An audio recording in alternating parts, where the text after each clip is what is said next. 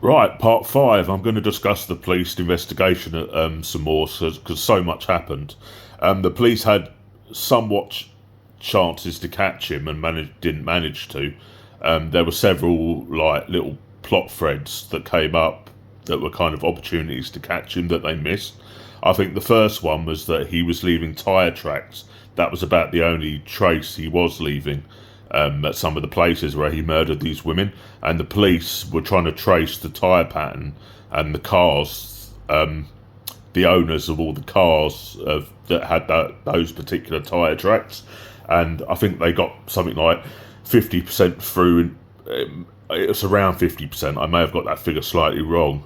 To tracing all the owners, and they abandoned it. They just chose like not go through with it because they didn't have the manpower.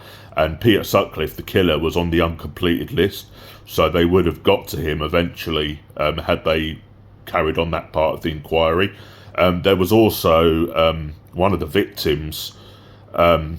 He paid a fiver out of his wage packet, a brand new £5 note, which she put in a secret pocket in her handbag. So he gave her that. She was a prostitute for sex, and then she put it in this hidden pocket. He didn't know where it was, and after he murdered her, he realised that the £5 note could be traced back to him. So he tried to find it, but he couldn't, and so that he just left it, and it was in her handbag. The police found it, and then they thought, hang on a minute, this is a new £5 note. You know, it could have been given to someone in their wage packet. Let's see if we can trace it, you know, to which companies, you know, let's go to the Bank of England, you know, and let's find out, you know, who, you know, which companies this went to, and then hopefully we can trace the killer that way. And they did trace his company. He was a long-distance lorry driver, and they did trace it to his company, but they still never got to him, like, that way, with the £5 note thing. Another random bit of trivia I'm going to throw in is one of the victims, called Gene Jordan, was actually found by a celebrity.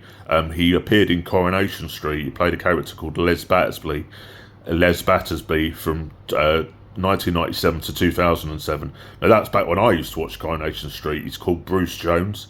He's appeared in a lot of English films and TV shows, and he was also a wrestler. And he actually found one of the victims and reported it to police. It's a bit random, really, that you know, a working actor that turned out to be quite famous actually found one of the victims. You know, and I've heard him talk about it. It's really, really haunted him. You know, finding her in that state.